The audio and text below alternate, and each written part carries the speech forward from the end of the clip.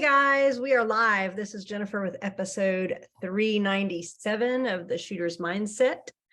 I am here with our co-host tonight. We've got Greg Cannon. How's it going, Greg? Good. How about y'all?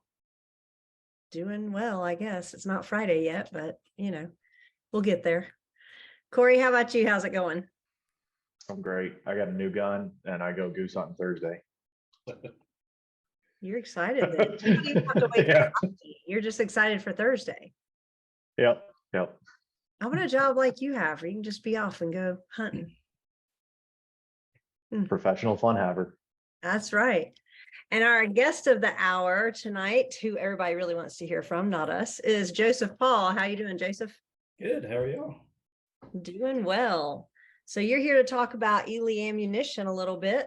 And for anybody that doesn't know you, can you tell us a little bit about yourself and how you got into shooting? It was very happenstance. So I've just like most Texas kids, grew up hunting, grew up shooting. It was just a pretty common thing. And I knew the owner, president, business managers of the kilo shooting side of things just from the town that we lived in. And an opportunity came up right at 4 years ago now where they needed somebody to come in and take over the testing, sales, customer service side of things. And they knew that I was an avid shooter and they weren't going to have to train guns on top of everything else. So I was just kind of an easy fit. Makes sense. You already kind of know a little bit. Yeah, makes it a lot simpler. That's right. So I know you shoot competitively. What different disciplines do you shoot? A little bit of everything. And I know most of y'all are from PRS background. That is gaining more traction in the Eley space of things. The same way that NRL is, it's becoming really popular.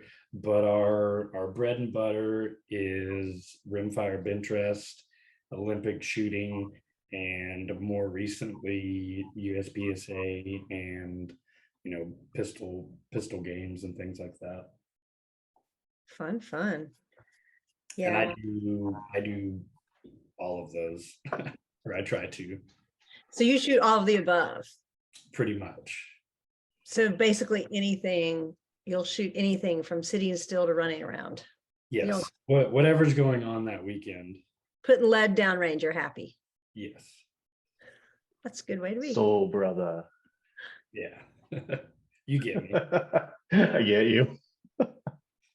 Which is your favorite?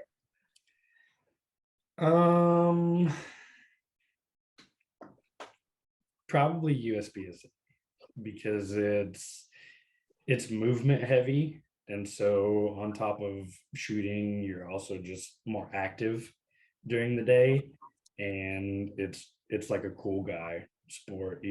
Everybody always talks about John Wick, and stuff like that. Like any small town shooter, every time we post a match video, it's like John Wick. Yeah.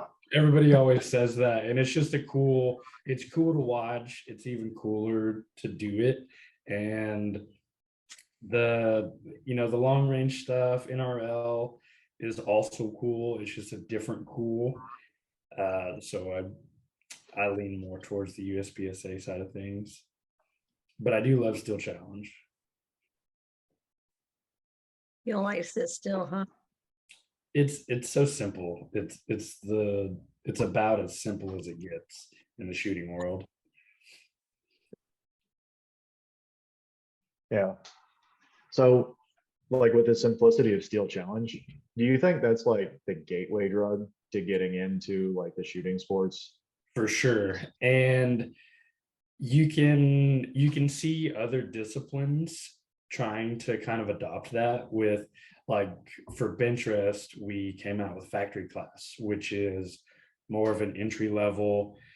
It's a lower cost to get into, and so that's just its version of that. But Steel Challenge in itself is so simple, especially if you're shooting rimfire. All you need Yeah. is a gun and ammo, and you're gonna fit into some division somewhere, and you can just show up with that. Yeah. And something like a 1022 or like a 2245 is competitive. It's Oh not yeah. like you can get in and play. Like I had my 1022 from when I was 6 years old and I made GM with it. I had to Yeah. swap out the stock so it fit me still, but like As long as it that gun, runs, as long as it yeah, runs, you can basically be as competitive as you want. yeah, definitely. I I love the like Steel Challenge, NRL 22, any of those, just because it's so easy to get kids involved. And if we don't get kids started, then they won't, a lot of times as an adult, you don't find the shooting sport. So Yeah. I love the 22 ones where dads can bring their kids or moms can bring their kids and they shoot. And sometimes the kids come and whip up on everybody. It's kind of fun. Oh yeah, for sure. And we see that in Pinterest as well, where the cost of entry is a lot higher for Pinterest because it's a specialty sport. It would be, if you took like the most expensive guns in Steel Challenge and made that one division, like equipment specific, it would be similar, where now your cost of entry is a $2,000 Vorkwartsen, or a Shadow, or something like that. And so we'll get guys that bring their kids and their grandkids, but this junior, like 8-year-old kid is shooting a $6,000 custom rifle, and they don't know, they have no idea what they're shooting, but they get great scores because of the simplicity of it. And there's a lot to be said for keeping things simple. And the way that I explain that to new shooters is that when you're a new shooter, you don't know what you don't know yet. And so you're just pulling a trigger and trying to hit a dot is all it is. And when you keep it that simple, you're not worried about what your ammo is doing, what your gun is doing, what the conditions are doing, tracking your yeah, wind, tracking your dope, and all that. It's as simple as it will ever be, because after that first match, your mindset on what you're thinking about and what you're worried about completely shifts. yeah. It's like the difference between the level of like confidence in Steel Challenge with the rifles and the long guns versus like the level of really competitive. Like it drops when it's really simple, like as far as super simple, you don't have to be so good and you can just come out and do it. Right. And usually, you can call it beginner's luck or rookie luck, whatever you want to call it. Usually people that are brand new will do really, really well. They're not going to win, but Yeah. they'll make like top 10 at their first match ever. And it Yeah, takes them a year and a half to get back there. right. Because they weren't thinking about everything else. They were Right. just having Because fun pulling trigger. you're just pulling a trigger and hitting a target. And it's that Yeah. simple. And you're not worried about all these 100 other factors. And when the farther you get into it, the more you're thinking about, you're now aware of all these other variables, and that sticks in your mind because now you're trying to perfect it instead of keeping it simple. Yeah. You- So I guess comparing like bench rest to USPSA, like the mindset thing, like keeping your mind clear and shooting is probably really similar. But like, how would you compare the actual sports? You can't. They don't even compare. Okay. And the demographic is different. It's a lot of older guys. Yeah. And if you put these guys on paper, they're basically the same person. They're all mid 60s, late 50s at least. There's still some hardcore dudes that are 75, 80, even above Nice. that are still competing. and it's very gear heavy because they all have basically the same amount of experience. They're all retired, either engineers or mechanics or mechanical engineers that work Yeah. for like GE or NASA or Ford or something like that. So they're super smart guys, and most of them have like a lathe and a CNC in their garage. Yeah. And if they can't find something that they want, they'll just go and make it Yeah. themselves, which is kind of a beautiful thing, because a lot of the equipment that is out now, that's how it started. Is something was already out and somebody thought that they could make it better, and so they made whatever improvement they did to it. Well, now look at the one piece rest that we have now. It's basically a turret, and Okay. Yeah. it takes all of the human aspect out of it, to where if you really wanted to, the only part of your body that is contacting that gun is your finger on the trigger. That's Everything That's really cool. everything else is mechanical. Your Yeah. windage is a joystick, your elevation is a knob. Most of the guys, they'll they'll look through the scope, they won't cheek it, but they'll line up on the target, and when they get it where they want, they know it's not going to move, and they can trust the equipment to not move. And so they look off to the side and just watch their flags. And when they get the condition that they want, they pull their 2-ounce trigger, you know, like they're not even, you're not even cheeked on the stock. You're not looking down the scope. There's very little shooting that goes into this, like, pretty popular shooting sport. So it's very gear heavy. So it doesn't really compare to USPSA, where it's a lot of skill. The equipment gap in bench rest is bigger than the skill gap. Okay. It is kind of cool though that you could have like a lifetime shooting sport where you're still competitive.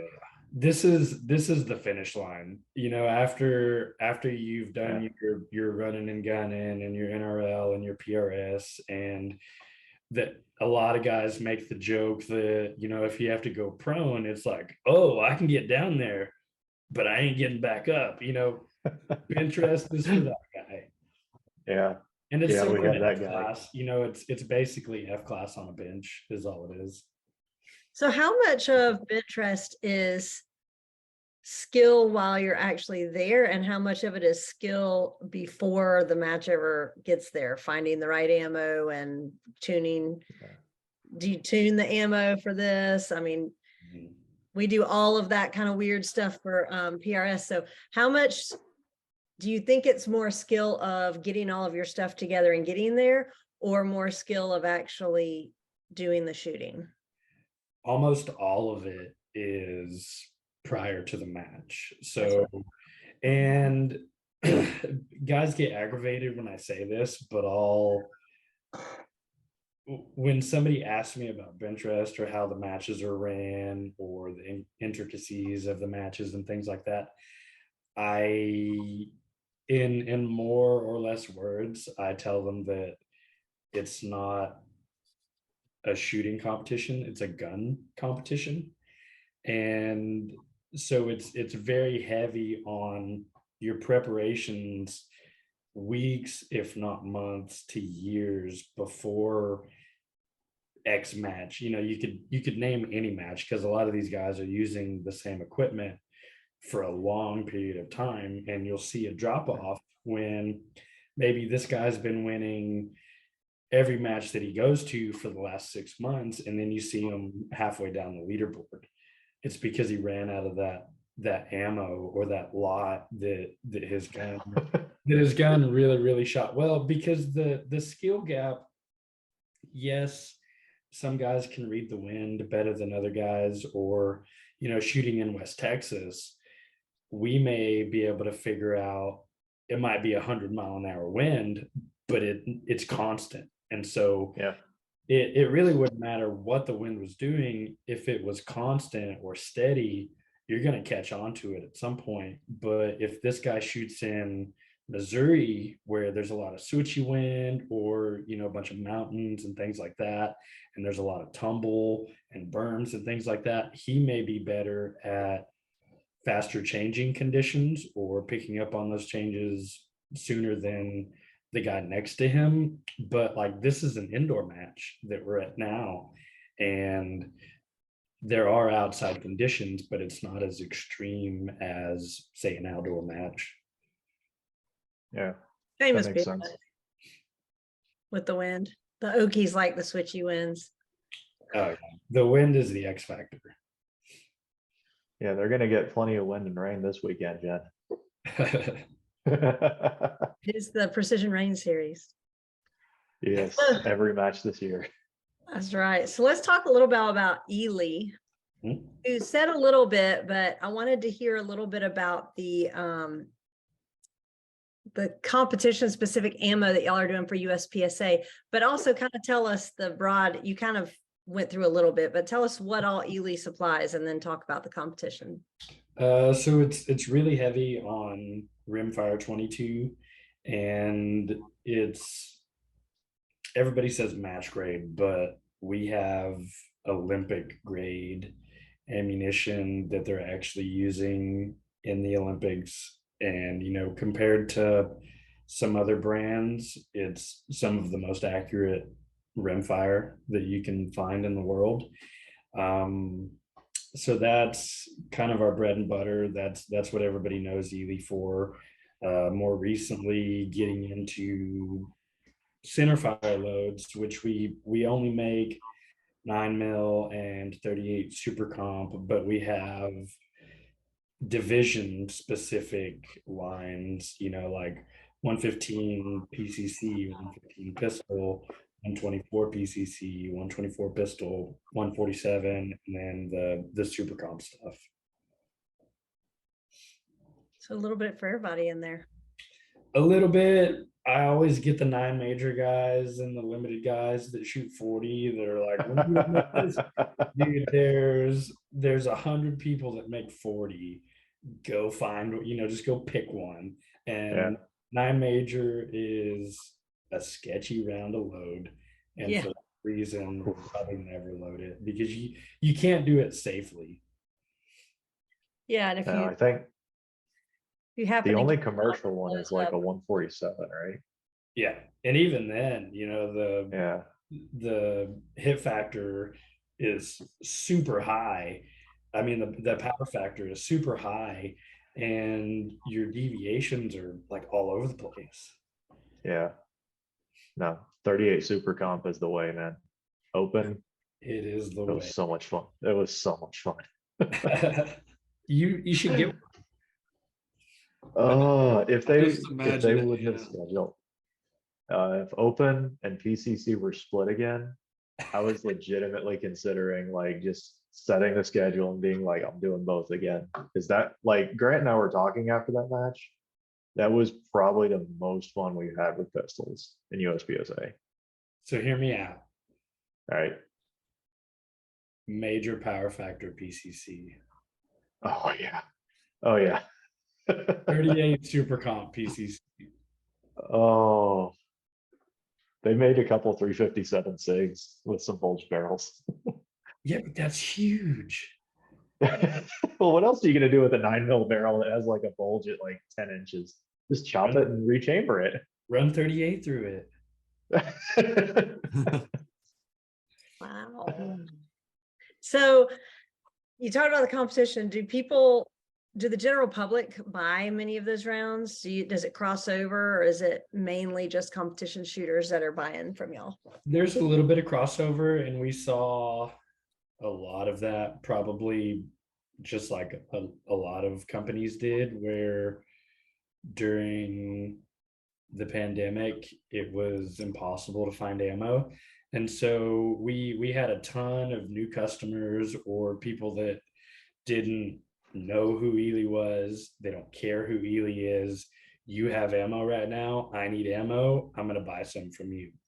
And a lot of those are one-time buyers, because they're looking for that everywhere. And there's very little like brand loyalty, or if they're even shooting that ammo. Most Yeah. guys that were loading up on it during that time were just stockpiling it or reselling it on Gunbroker for twice the price, and things like that. Oh, So most of it is competition shooters.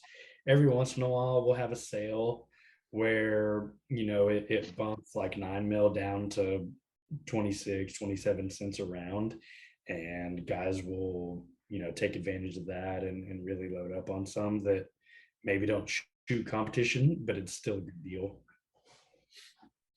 Yeah, Yeah, with good deals. yeah, that's pretty much the way everything in shooting is right now. Besides, or if you're getting super particular about something, if it's there, that's the round I need. Yeah, you can't afford to pass it up. Hmm. I bet you'll get a bunch of return business from your craziness sales. Probably like 5-10 years from now, people start digging up those boxes. Be like, man, this stuff shoots good. I gotta go see if I can find some more of this. We started having more of those during that same time frame, where like a Google ad would pop up and somebody would see Eley, and so I got some crazy calls from guys that had like old paper boxes from like the 60s, and they're like, I'm looking for some more of this, and it's like, that's long gone, man. You might want to check that the ammo. Not only is it like borderline if it'll even fire again, they're definitely not still making that, whatever it is. That's the 1950s Volkswagen. That's when you send them to the Cody Firearms Museum. They Yeah, they might be able to find some there. yeah, and leave that ammo there when you leave. Yeah, write it off as a donation. Yeah. So we're about at the midpoint of the show. Remember, if you're watching us live on Facebook, ask any questions you may have in the comment section of this video. We can ask them live on air. Other ways to catch us, you can always check back on the Shooter's Mindset Facebook page. The videos stay up there forever. And well, we'll go into this. I am currently in a mad dash to get us caught up on getting all of our videos up onto the Shooter's Mindset YouTube page. I think I got like 10 of them done over the weekend. So check back there, new stuff literally every day right now over there. And there's all of our historic episodes all the way back to episode number 1 up there. yeah, no, Greg, you're crushing it, man. Unloading a whole bunch of stuff that I saw there. A whole lot. So with all the matches you shoot, you see a lot of people, you meet a lot of people. Y'all always, almost always at least, have a live fire booth. You've recently picked up a couple team shooters. Morgan was the one that I saw, who's awesome. But like, what do you look for in an Eley team shooter? So we have a sponsorship team that is in charge of all that, and I'm not on it, but they Fair. they do have a tier system, and it's pretty common sense if you think about it, or if you've ever dealt with being sponsored or looking for sponsorships and things like that. And so the first thing is how much influence they have, whether that's from like a brand building standpoint or just a follower count. Those, they all kind of play into that one parameter. But the first thing is how big of a following, how high of a standing they have as far as an influencer goes. The second thing is their match presence. So how many matches are they attending a year, and the level of those matches, so obviously level 2s, level 3s, even IPSC matches and things like that, the more the merrier. And then their match performance past that. So like Morgan's a great example. We had an opportunity to bring on board, a world champ. That's a win-win, no brainer. Yeah, yeah, for sure. And she's one of those people that when you see at the range, she's always interesting to talk to. And Well, yeah, like because as she's like 16 years old. well, like a 16-year-old, yeah, but like talking to just all the adults at the match, right? She's not one of the people that's going to be shy. Like Yeah, there's people, there's nothing wrong with being shy, but it's always like, are you sure you're not like, 30, or like, right. are you sure you're not like your dad's sister or something? Yeah, and that's the funny part about like junior shooters is it's always kind of a package deal with their dad. Yeah. And it's the same way, if you ever talk to, I don't even know her name, but Monster. Um, like her, you can always like hear her dad from like a mile away, and then you walk up and she's just there with them. So it's always a package deal sort of thing. It's the same thing with Kenny, in Yeah. Steel Challenge. Their guardian is just always there, which legally, but also socially. Right. Right. And Yeah. we will have we're still going to be announcing some more new shooters that we picked up coming up. So keep an eye out for that. Do y'all Yeah. sponsor across all the genres? Yes. There's a little bit the way that it works changes from game to game. So we do have bench rest guys that we just sponsor like a yearly sponsorship, but we also offer a sponsorship that you can win. So if you win, depending on how you finish at whatever match, or at the end of the year, whoever has the highest ag, or shot the most 2500s, or whatever the carrot is for that year, somebody Right. can win it. And it's strictly performance based. It's more of a thank you, like, hey, great job, here's a year's worth of sponsorship perks. Yeah. That's That's super cool. And one of y'all shooters, Maria, right? Just at GM. And Yeah. yeah. Yeah, her and her husband Kurt, kind of like Steve Foster, they're like legacies. Like they're probably always going to be sponsored by Eley. Yeah. Because They're just the nicest people. dude, they're so nice. They're such great people, and they're such great shooters. Like Yeah. in the steel world, they're legends. And even outside of shooting, Kurt is a legend because of his Yes. background. The pistol that I shoot in Steel Challenge, he built it, and it's like the most Gucci rimfire open you could ever think to shoot, and it just runs. And that's part of the reason why I think that I do so well, is because I'm just handed, like, hey, here's a $8,000 rimfire pistol that was built by a legend. Like, good Yeah. luck, you know. Yeah. I mean, like when you grow up doing paint for Chip Foos, Yeah. and then you translate that into Steel Challenge, like you can always tell when Kurt's done a gun. Yeah, It's and so the guns that they take to shot are usually all his. oh, that's so And they've cool. got these crazy paint jobs. Like he painted a bench rest rifle for us that is flames. Like, it looks like it's on fire, like Yeah. really on fire, and you don't even want to touch it because you don't want to mess it up. Oh, That is awesome. He does have some pretty wild guns that I've seen floating around. So what are your personal plans for competition this year? Do you have any big matches in mind? And how many different sports are you planning on competing in this year? All of them.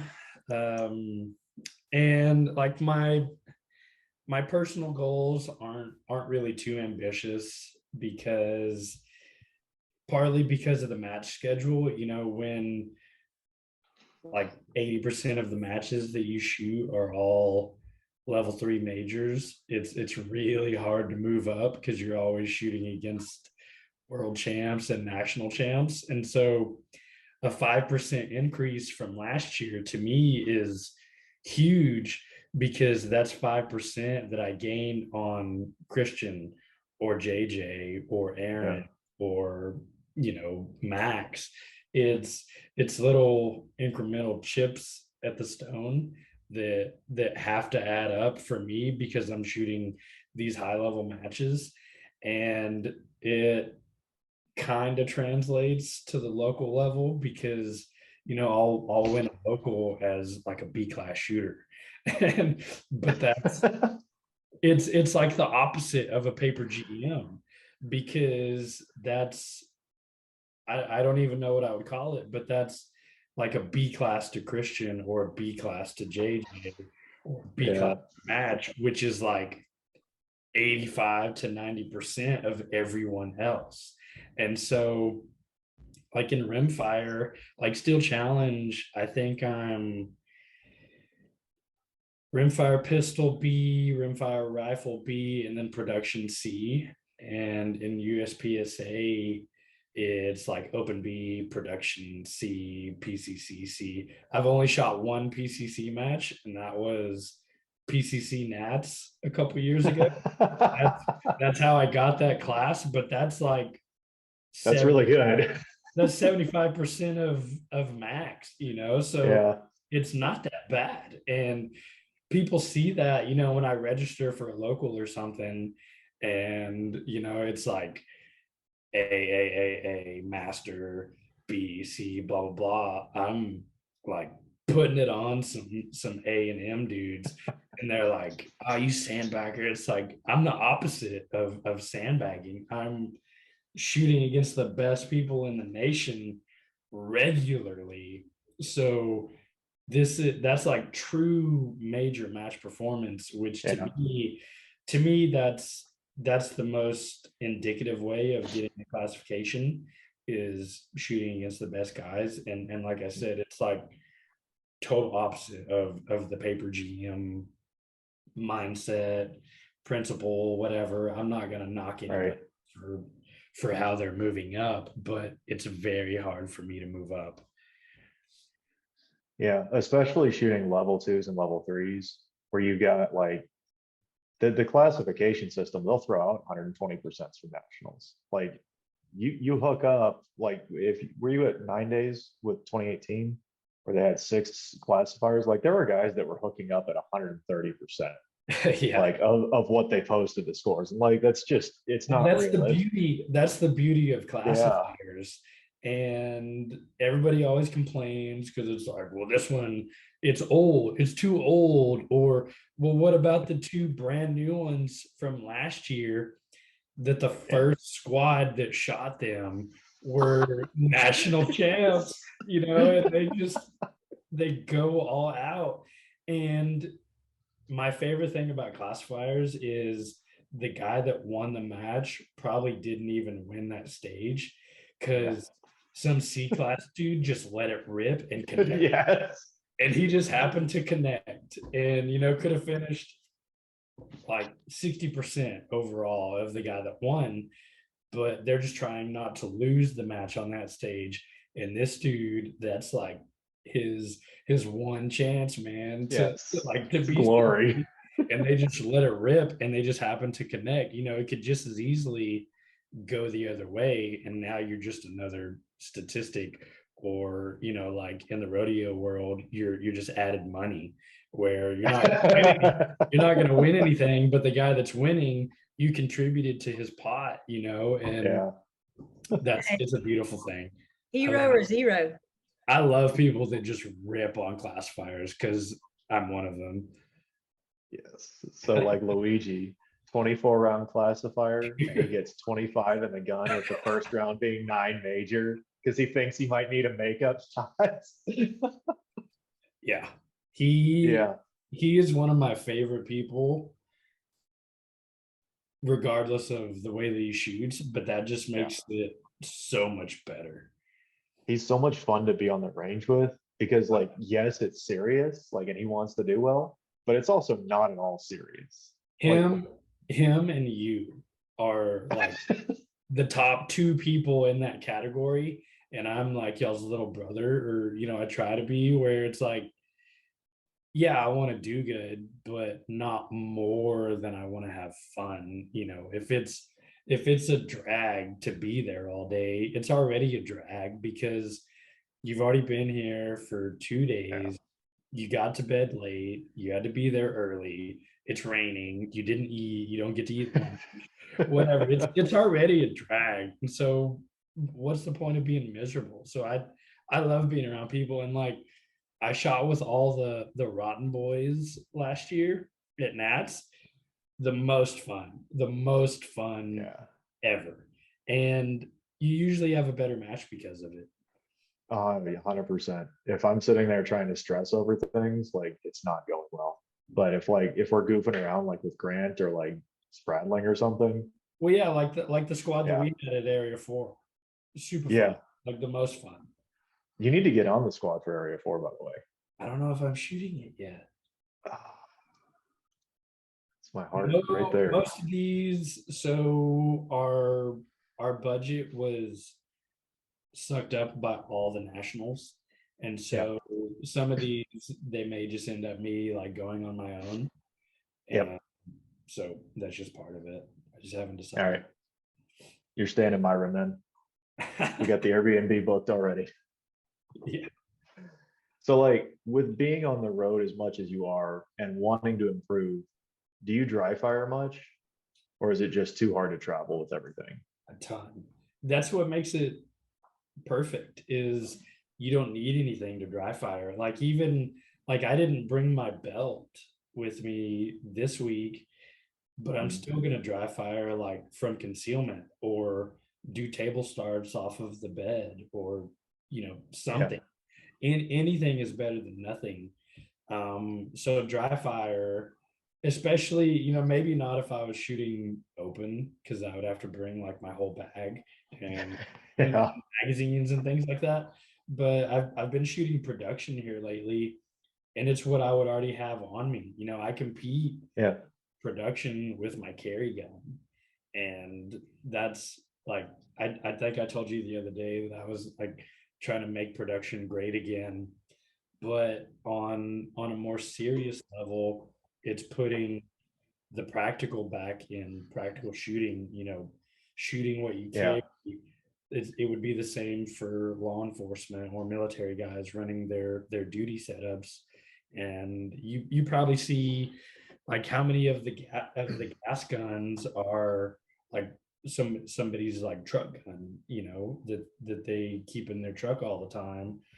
Oh And yeah. 3-gun rifles for sure. Like tactical games, I'm bringing like my actual truck gun. I right. just put a different suppressor on it because it's lighter. Oh, Um, but like, I mean, we had a night match and I took my truck gun. It's like a Glock 34 with that's it. Iron sights and yeah. everything. It's got a And a lot. surefire on it. Yep. And that type of like night match or like the small matches like that where you can actually like use something that's practical and actually test it in match settings where like, I mean, Jen, you know this, at a match it's going to fail, right? Like it's not going to fail anywhere else. It's going to fail at that match. So I love it. I love production when I shot it.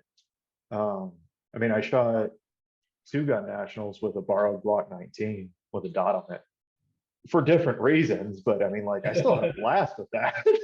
It was like relearning a whole new gun.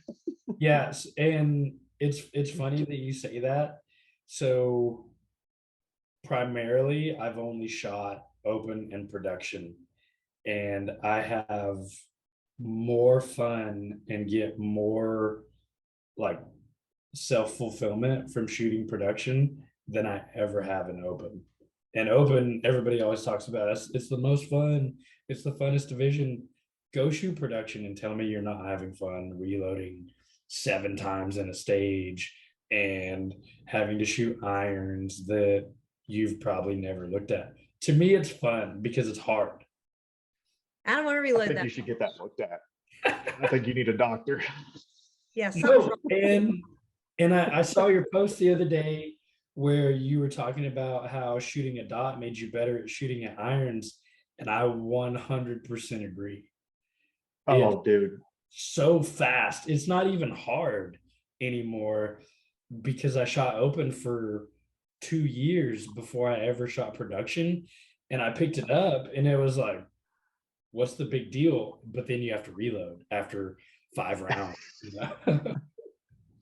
So You really like gotta that plan the was weird. reloads. The thing about like going open to production was like the target focus and predictive shooting was so much like faster. Like everything in open's just so much faster. So when you pick up the iron sight gun and your target focus, but you're ripping off like 17 and 16 splits, like, wait, where did these come from? I never had these before. Yeah. And that's one thing that I never had a problem with. Like the first session that I ever had with my coach, I was ripping off like 10s and 11s, first session ever. And so, but that was like Delta Never Mike, had a 10 or 11. Delta Mike, Alpha Mike, Charlie Delta, terrible hits. And fast forward like a year later, I was a more well-rounded shooter, but I was shooting much slower. And he had to like pull me off to the side and he was like, what's your problem? I was like, what do you mean? And he's like, shoot faster. I was like, but my hits will get worse. And he's like, no, they won't. He's like, you've already done everything to compound this reaction that you're afraid of not happening. So just go faster. He was like, and he set me up on like a 20 alpha drill. And he was like, as fast as you can. And I was like, okay, like 10s, Yeah. 11, 12s. I can shoot really fast, but that's about it. So who are you working with for a coach? Blake. Oh, nice. Okay. That makes a lot of sense. So like, do you think shooters at like any level should actually like seek out coaching? Yes.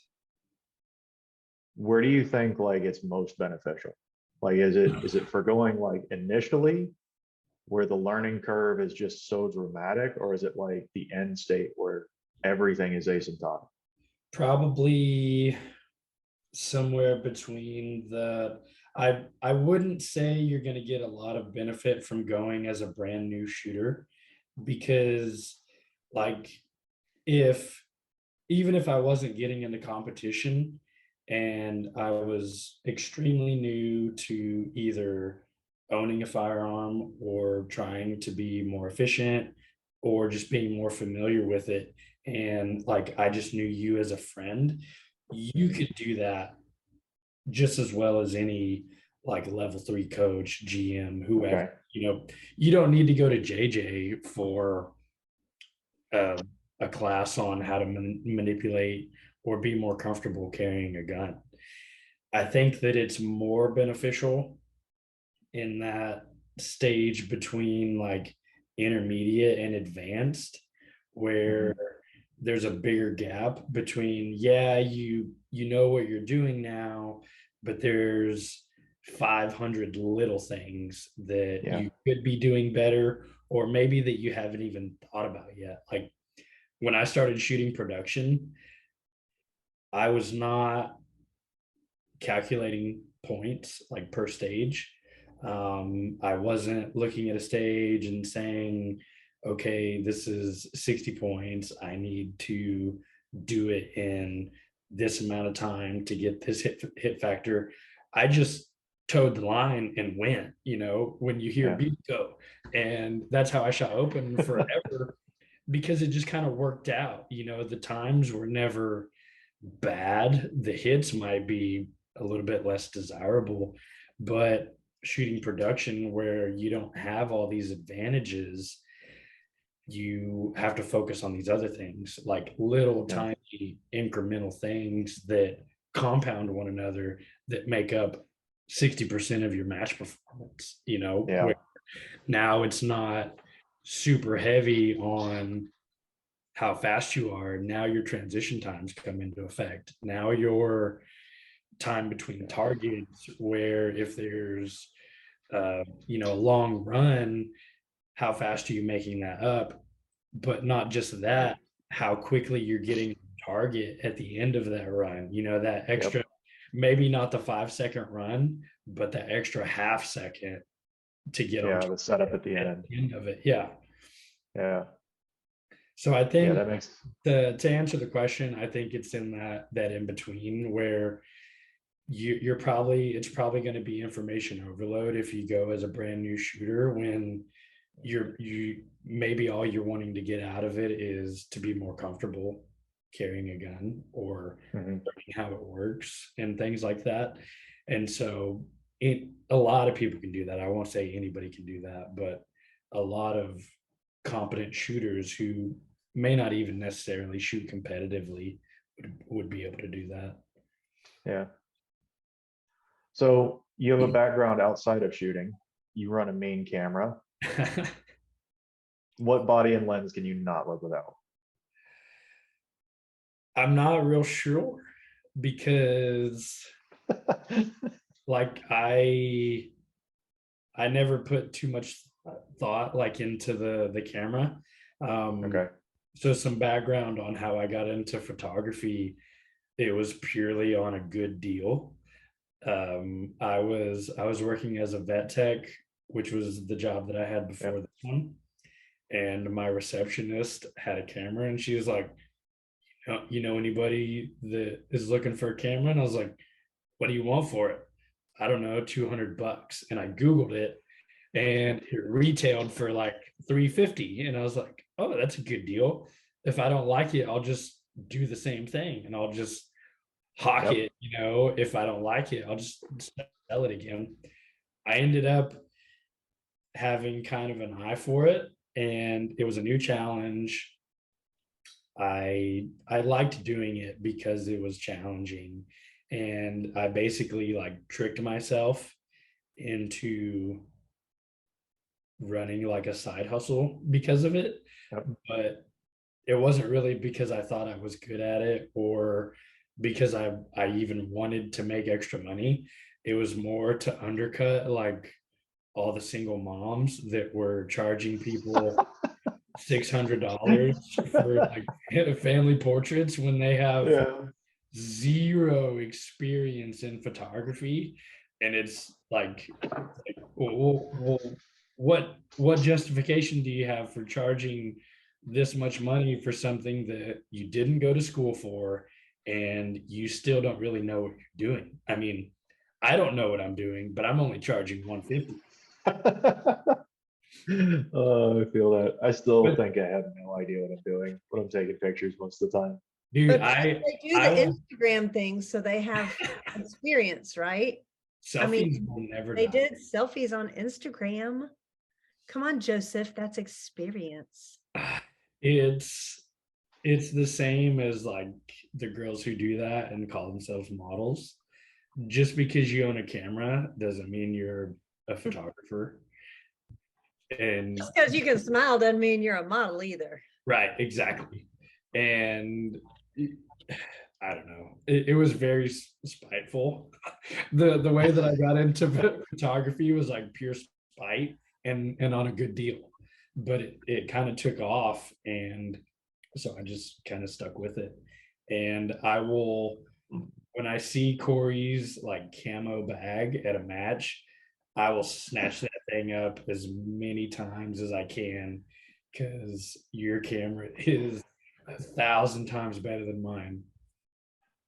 I love that thing. That, yeah, It's so I don't, easy. yeah, it is. It's like And the open gun of cameras. I keep getting yelled at by my friend who's a real photographer, like took pictures of like motorcycles on Isle of Man and the race there. He's like, you really need to start like learning this. And so like every time I see Larry at the range, it's like, all right, one thing to learn on the camera, and he'll tell me something like, all right. And I do it halfway and I get a few of them and I get okay with them, but it's just like so much to learn on. So do you edit at all? Oh yeah. Really? If I'm putting something up, unless it's like bulk, like 700 photos, I'm not Like putting them up without editing.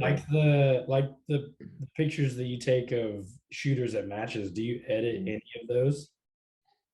Usually, like if it's nationals, I think the past few times I've only put up the edited ones, or if I put up everything, it was like the first 50 were edited. Right. like the one of Ruben and John McClane that were like they were staring at each other, and then John photoshopped in the spaghetti from like Lady in the Tramp. Like yeah, that one I touched up a little bit, but I had nothing to do with the spaghetti. Yeah. So I keep like all the photos, like when I hand you my phone for like a stage video, I Yeah. keep all the extra stuff that I get back. Greg, you know exactly what's on that phone. And well, like I'll go home and I'll show it to my girlfriend, and she's like, "What the heck?" And I was like, "I know, isn't it great?" And it's like 10 dudes' crotches or like somebody's butt. I'm As long surprised as she that's doesn't start all. recognizing them. Oh, that's not, that is not. Oh, okay. So one of my favorite pictures I've ever taken is of you at Nationals last year The with the Dahmer, mustache. the Dahmer. Yeah. Who taught you to grow the mustache, right? It, I don't know if people know this, but I don't take myself too seriously. And so, like, it's kind of just whatever I'm feeling that day. Okay. And like, my girlfriend gives me grief about it all the time because, like, I'll go into the bathroom to shower or whatever, and I'll come out with like lamb chop or a mustache or like handlebars or something. But if you ever see a picture of my dad, he is like Jeremiah Johnson's twin, like his Okay. like a clone, hairy grizzly bear of a man. And that's just where it comes from. I mean, I guess I get it naturally, but a few years ago, we were taking like professional pictures for the clinic that I worked at. And like, so I brought my horse that I had at the time. And I just thought it would be funny to have like this huge, like Wyatt Earp mustache. And it looked so good. And I was like, I might be onto something. So I had to make it look like more creepy, less professional after that. And so that's where it came from.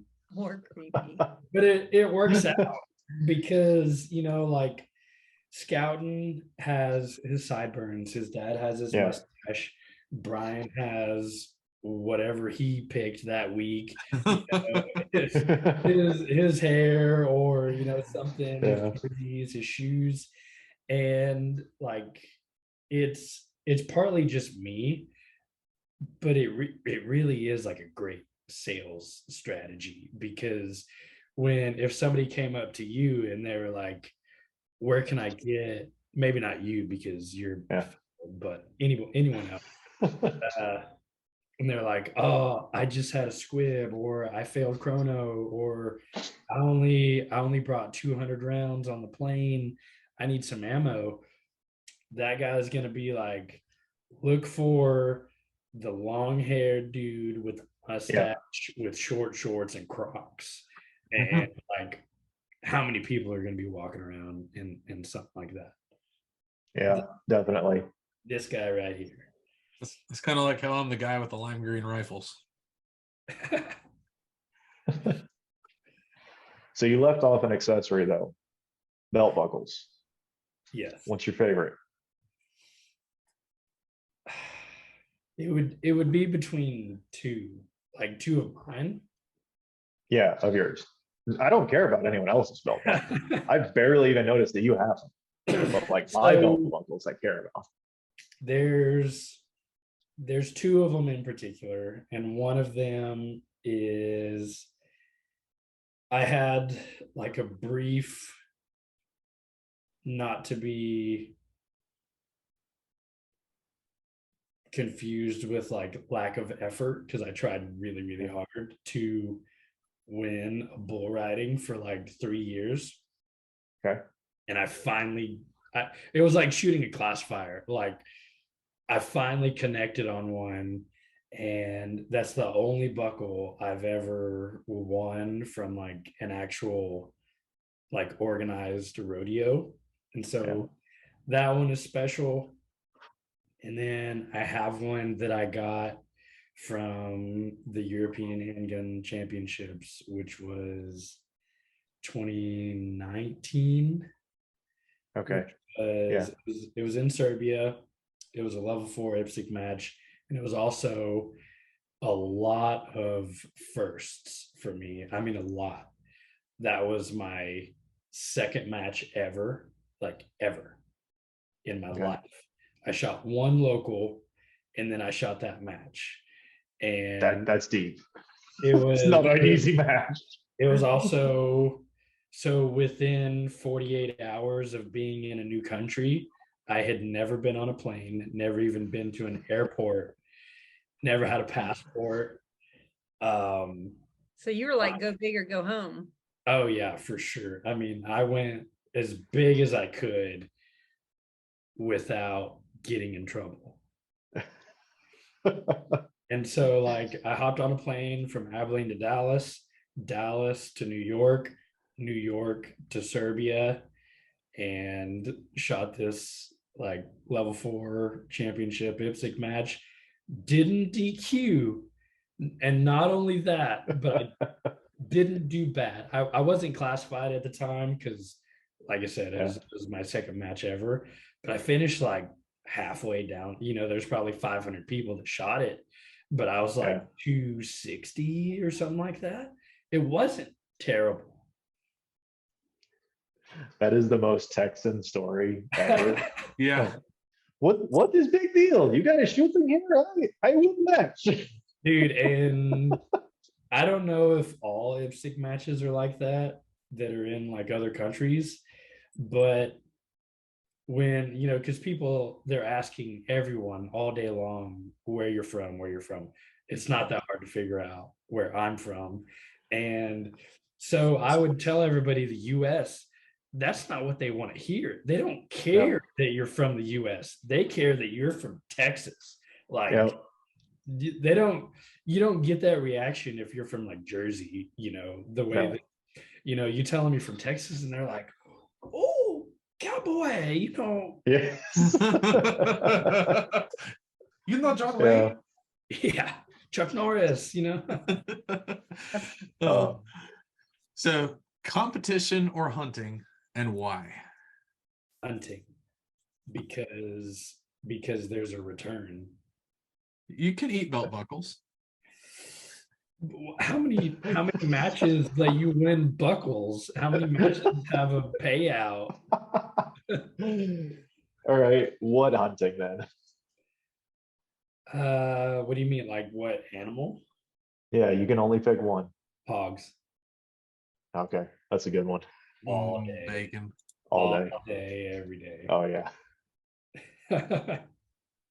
I want to shoot hogs from a helicopter. You can do it. You can do it tomorrow. Come on. I'm pretty sure I have to go to work tomorrow. Well, so that's going to be hard to know because I want to keep my job. You can call and tell them you're in the emergency room. Very funny. You get it? That's good. Greg, I award you a point, sir. I tell you what, I don't think I can pull that one over on my boss. I could. Lord, y'all are so retarded. I bought my iPad down here for you so that you can attend this meeting. I know, they would totally. Yeah. It'd be like, we'll just have the meeting down here. Definitely sick and not shooting swine from a helicopter. Yeah, really. No, I always wanted to do that.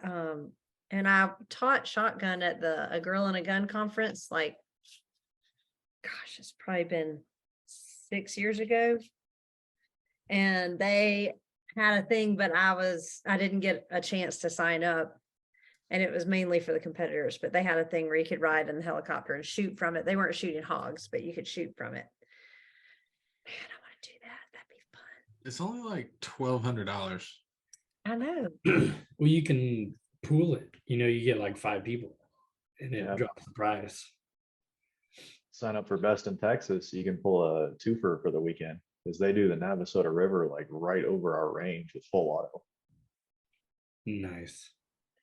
Road trip. Full auto Road trip helicopter. at Hogs.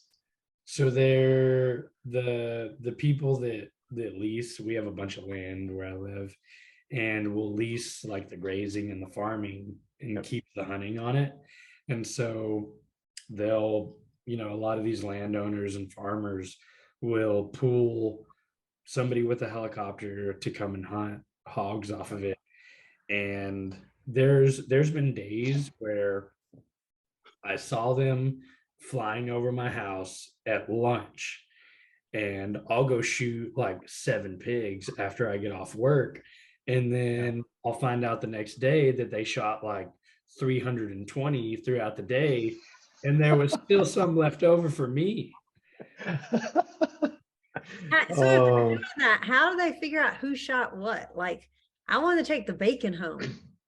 Well, there's so many. If there's that- 320 of them, yeah, I mean, pick the best 10. And I like bacon. I'll fight you for some bacon now. We can't get What? bacon for wild hogs. oh no, what you can do is you get a nice fat sow that either just had a litter or is about to have one. Oh yeah. They get real thick, nice, clean white fat, eating off acorns. Well, we don't Oh, have yeah. acorns, but we have a lot of corn. Okay. How are they on pecans? I'd be curious about that. They eat them. I mean, they eat you don't even want to know what's in like my kombucha of hog bait. It's it's the worst combination of things, and they love it, and it makes them taste really really good because it's got like a hint of like fruit punch, and so it's kind of fruity, and it's just good. Yeah. That's hilarious. But yeah, we're covered up in hogs, and so it's like an infinity food source, and they're Yeah. also just fun to hunt. So all Wait. day. That's right. So if somebody wants to buy some ammo, Mhm. where can they get it? Website? Where are your distributors? Tell us a little bit about that. We do have a website, and most of what is coming in on the ammo side of things is coming to us. And so we do have, dealer accounts and things like that, but most of it is from us, which is Kilo Shooting Sports, which is the storefront name of Eley USA, basically. And then we have a few other umbrella names like ARA, which is American Rimfire Association, sorry, which is the organization that runs like Rimfire of Interest. And if I'm at a match, I'm gonna have ammo with me. So if you need 9mm or super comp, come and find me, or have your people get with my people, and I'll get you some ammo, because I always have like a dumb amount of ammo on my body with me. Sounds good. Mm-hmm. Well, I think we can wrap it down to shout outs, and we usually let me see, who do I want to make start? Eeny, meeny, miny, mo. Corey. Man, I just shout out Joesoph. He's fun as heck to shoot with. If y'all see him at a match, definitely say hello. Yeah, he's a good dude to be around. I appreciate that. That's awesome. How about Greg? What you got? we'll make it quick tonight. I got GSL suppressors, PDC custom, and shooters and sharpshooters of Augusta. Oh, and we gotta shout out Hunters HD Gold too. Joseph's Yeah, right. he's sporting. Always, all day, every day. They're awesome. Yeah. Joesoph, what you got for shout outs? So Kilo Shooting Sports, Eley, Hunters HD, grizzly ears, and also Corey. Corey is a rare kind of guy. I would, Corey always commends like Brian with Hunters HD about, how accommodating he is to shooters and things like that. Corey's on the same level where if I really, really wanted to, I could just drive north, go hit up an NRL or a PRS match and bring absolutely nothing with me. And I would not think twice about not being able to shoot the match. I think Yeah, y'all have, that's the shooting sports. we need to get y'all a room or something. Y'all shouting each other out. Well, that's hard to find, and it can't be beat. That level of not just commitment, because that he's there before anyone else at the match. He probably stayed up until 1 a.m. the night before cooking the food that they're going to have at the match, and he's having to bring these half a dozen loaner rifles for whoever wants to shoot them, on top of all the gear that goes along with the gun, the glass, the ammo, the magazines, the safety equipment, the Hunters HD, stuff like that. And a lot goes into that. And I know that a lot of extra support goes into that, but you're still the guy that has to do it. And same thing on the podcast. Props to Jennifer and Greg for giving people a platform to spread the word and let more people into kind of the niche things that are going on, because everybody sees what's being blasted. General information is general information, but not everybody knows about all of the specialty stuff or the smaller businesses or the people that are literally like bending over backwards to help shooters, and that goes a long way. We enjoy doing it. Good. Well, and for my shout outs, I just want to, I'm giving Corey a hard time because I usually always shout out the guests for spending their Tuesday night with us, because without a guest, we wouldn't have a show. So we appreciate you coming on and spending 2 hours of your Tuesday night killing time with us. We always enjoy that. So it's good to get the word out about some different things. So everybody go check out their ammo. Try some 22, maybe try some bench rest. I might have to start some bench rest. I'm getting, maybe I need to retire to bench rest. Who knows? I know a guy. You know a guy. I heard I need an expensive gun though, so So it's ironic that bench rest is shot from a chair, because everybody references like the rocking chair for retirement. It's the same thing. It's the same thing. Retire to the chair, which in the shooting world is bench rest. That's the last stop. Can I have a rocking chair though with my bench rest? It's actually like a drummer's stool. So like it swivels and it's super comfy. And if you want to pick up some sticks and rip the drums, you can do that too. Maybe I'll have to try that. With some YYZ. That's right. All right. And with that, that'll be a wrap for episode 397. And we will see everybody next time.